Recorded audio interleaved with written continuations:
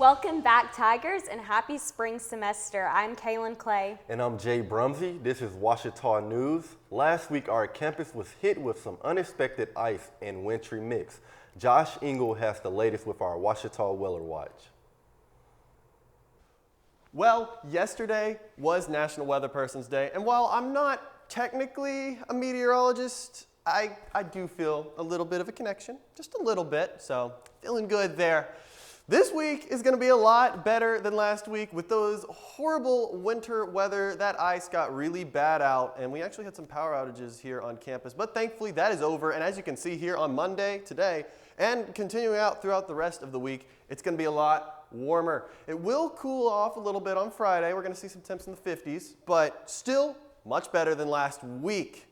Overall, I'd say this is going to be a great week for Christian Focus Week. Though, keep in mind, we do have a storm coming here on Wednesday, so keep that in mind for your plans then. Guys, numbers are by AccuWeather. Back to the desk. Groundhog's Day was last week, and he said 6 more weeks of winter are headed our way. So we will keep you updated with other potential weather updates. In January, Sarah Huckabee Sanders was sworn in as governor of Arkansas. Ouachita News reporter Caroline Derby went to the inauguration and has more about this historic moment. History was made here at the Arkansas State Capitol as we swore in our 47th governor, Sarah Huckabee Sanders, Arkansas's first female governor and the youngest serving governor in our nation. She told the crowd here today that a bold conservative reformer is coming to the governor's mansion. Ladies and gentlemen, please welcome the 47th governor of Arkansas, Sarah Huckabee Sanders.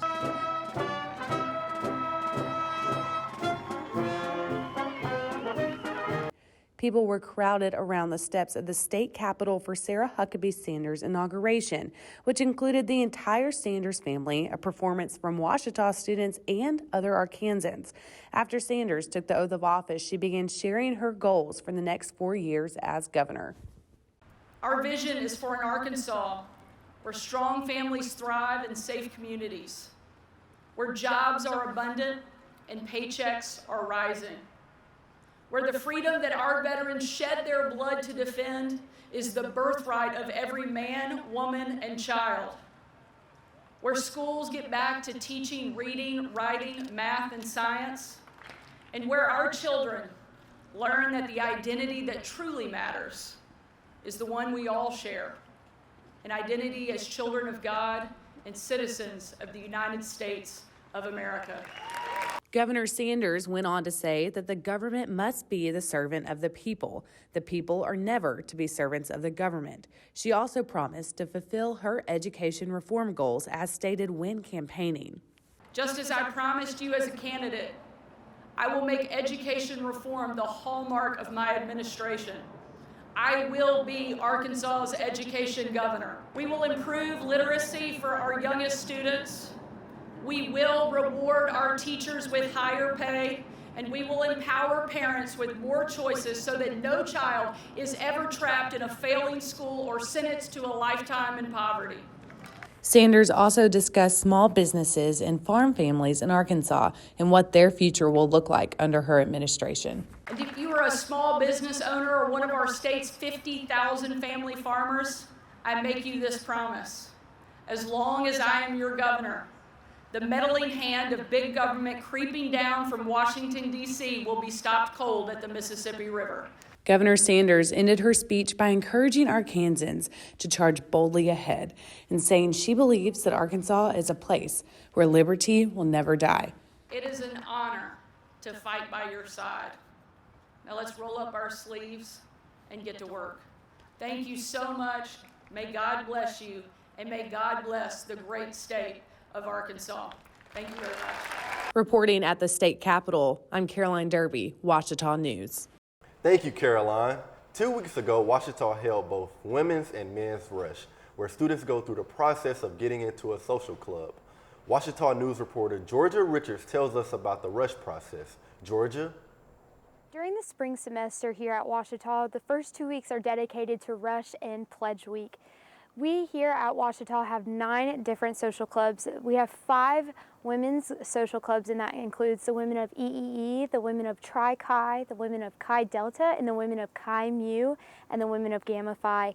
And we also have 4 men's social clubs here at Ouachita as well. We have one, the men of Beta Beta, the men of Eta Alpha Omega, and the men of Kappa Chi, and the men of Rho Sigma. I caught up with Tim Harold, the director of student life, to talk about what the rush process looks like. Ouachita's social club system has its recruitment process take place in the spring semester. Typically what you see with larger state schools or other organizations with a Greek life system or a social club setup, a lot of times that recruitment will happen in the fall semester. To be a part of that system here at Ouachita, there must be 3 qualifications you must have. First of all, you must be a full-time student here at Ouachita Baptist University. You must have 12 hours worth of classes underneath your belt, and you also must maintain a minimum of a 2.0 GPA. So what does that rush process look like? We would rather have students come in, get used to being a student first, and then we'll introduce the social club process and the system and how to be a part of it. Now, as far as rush goes, it's the opportunity all students get to join a social club. Now, it is not a guaranteed kind of situation. Everybody that goes through rush is not guaranteed a spot in a club, much like any other system across the country for any sort of Greek life or social club system. It's the same way here. It is up to all the clubs as to who they take and how and how that process works.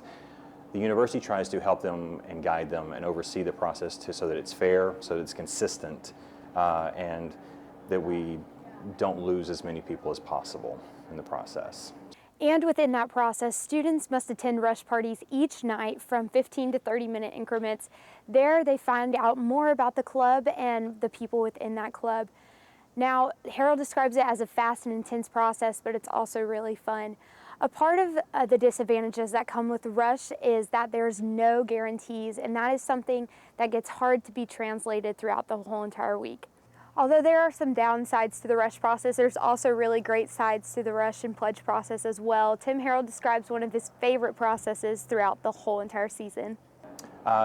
Everybody has their own favorites for this part, but me being the administrator who gets to help with it all, my favorite part of it is actually seeing the excitement of everybody at the beginning, knowing that there could be some heartache towards the end, but also seeing the community really come together. It's a really special thing to see, so getting to be a part of that is my favorite part. I'm Georgia Richards for the Ouachita News Show. Back to you guys in the studio. Thank you, Georgia. Other events on campus included Beta Beta Ski Lodge, where students came dressed as if they were ready to go down the mountain in bright colors and beanies. It felt like a ski lodge with the ice still outside. Miss OBU took place on Saturday, where a new title holder was crowned. Congratulations to Haley Short, Miss Ouachita Baptist 2023. We will have more on her later in the week. Spring sports are in full swing with baseball, basketball, tennis, and more taking home wins early this week. Chloe Vollman has our Roar Rundown. Welcome back to campus, everyone. I'm Chloe Velleman, and welcome to the first Roar Rundown of 2023. In our first full week back to campus, we had multiple Battle of the Ravines happening, starting with women's basketball. Michaela Miller surpasses her career high with 1,000 points, while Grayson Fairless played a career night that helped lead the Tigers to a 69-59 win over our biggest rivals right across the street, the Henderson State Reddies. Miller, which wears number 13, needed just 13 points to reach the 1,000-point club and become the 13th member of the Ouachita women's team to do so. She finished with 17 points, 5 steals, 4 rebounds, and 4 assists under her belt. Leading the team as a freshman, Grayson Fairless had 20 points, 15 rebounds, both being season and career highs. She was 8 for 12 from the field. Lainey Mears also reached double digits this night against the Reddies with 14 points, 9 of them coming from three-pointers. The Lady Tigers then added another GAC win tally on Thursday night, beating Southeastern Oklahoma State 71-62 while on the road. The second Battle of the Ravine win that night went to the Ouachita Tigers men's basketball team. With a packed Bill Vining arena, the men's team was able to take down the Reddies 74-69, sending them back over to their side of the ravine with a long walk ahead of them. This game was one for the books, as this game had legendary coach Bill Vining in attendance, which may have been what helped the Tigers clutch their first win against the rival Reddies since February of 2018. While the Tigers had a rough start, trailing 5-0 against Henderson, they were able to get a 10-point lead at 11 minutes and 21 seconds.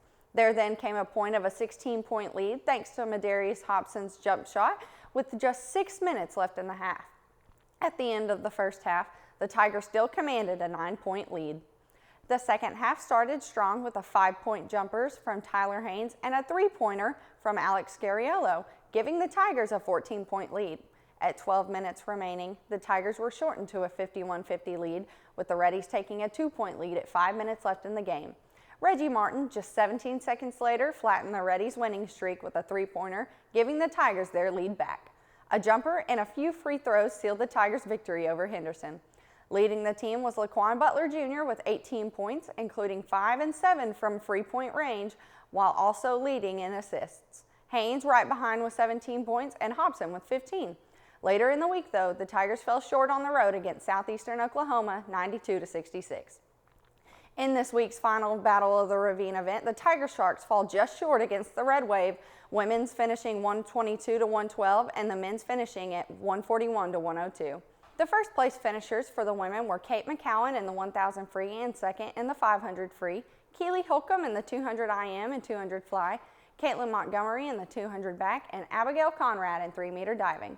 Elise Henderson, Rachel DeLangel, Dee Dee Christensen, and Bella Howell were all also top finishers for the Lady Tiger Sharks. First place finishers for men were Joshua Weston in the 1,000 free, Samuel Woods in 1-meter diving and 3-meter diving, and Elijah Christensen in the 200 fly, which was good for a 4-second margin over second. Other top men's finishers include Barrett Troop, Miles Schultz, Angel Medina, Bryce Benson, Sam Ragsdale, Noah Smith, Anthony Pacolba, Tyler Andrus, Jaden Herron, Justin Ouellette, Isaac Bourne, and Jackson McCaleb. This was the first meet of the season for both teams as the New South Intercollegiate Swim Conference Championships start in February. The OBU men's and women's cross-country teams have both been recognized as all-academic team by the U.S. Track and Field and Cross Country Coaches Association, both getting top 20 rankings. The women's team got 11th overall in D2 with a team GPA of 3.8, just 0.09 away from the top spot in the country. The men were 16th overall in D2 with a team GPA of 3.53, just 0.03 points away from being top 10. The 4 runners named to the all-academic team were Macy Cash, Mackenzie Davis, Taylor Keith, and JC McGregor. Student athletes to qualify must have a cumulative GPA of 3.25 and be in the top 30% of the regional championship meet. That wraps up a busy first week back to campus. I'm Chloe Velleman with the Aurora Rundown. Thank you, Chloe. Well, this semester is shaping out to be a great one. A great and busy one. That's all for today. We will see you next time with more Ouachita news.